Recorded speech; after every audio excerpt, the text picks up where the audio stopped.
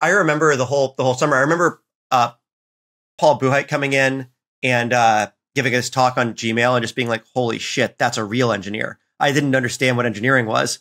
I remember telling Steve that you couldn't access it. It's so embarrassing. I think something like you couldn't access a database without Java. And what I meant was you couldn't access a database without like a server side like thing. But I didn't really understand how programming worked. Like I fooled you because I was a good programmer because I had been in the Yale computer science curriculum, which is a very intense, abstract curriculum. But they don't teach you how to do anything. Like I didn't know how any technology actually worked. It's really a computer science as abstract theory program. How does a database work? Like how do you connect a program that runs on a server to a database? I have this vague idea you can do that, but like, what would that look like? I've never done it before because that's dirty practical work and Yale doesn't believe in practical work of any kind. Whoa. Well, YC does, thank God. And you really got quite the lesson. Turns out Yale is actually right, which is their attitude is you'll figure it out. That part's easy. Like we're going to focus on the really hard stuff. And when you have to figure out how to install a database driver for your Python program, it's fine.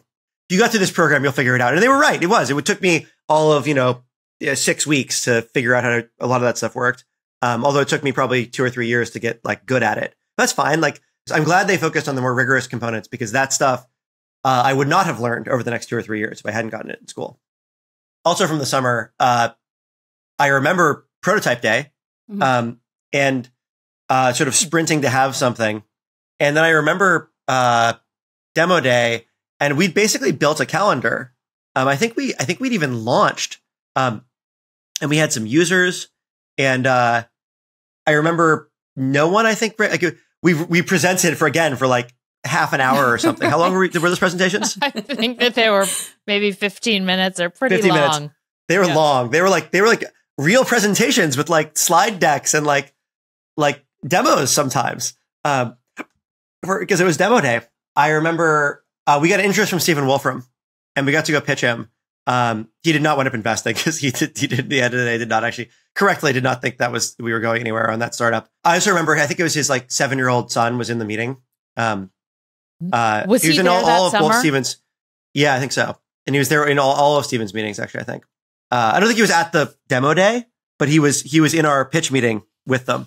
Okay. I thought it was really charming. It makes me want to take Lucas, my son, into when he's old enough into meetings. Like to be honest, he asked like 2 or 3 questions because Stephen gave him was like, hey, do you want to ask them some questions?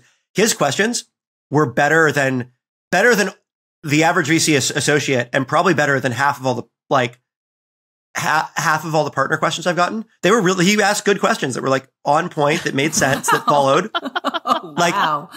Because he's obviously a smart kid and he's been watching his dad ask smart questions in the meetings for probably a year at that point. So he knows what to ask. He's seen his pattern match it. He asked I was like, oh, this is that actually made me feel better about it. Like when he was just sitting in the meeting, I thought it was weird. But then when he got to ask questions, at first I was like, oh, what is this like 7-year-old going to ask me? Or maybe he was 9. I don't remember exactly. But and I can't remember exactly what it was, but just thinking like, oh yeah, no, that's a totally sensible, reasonable thing to ask.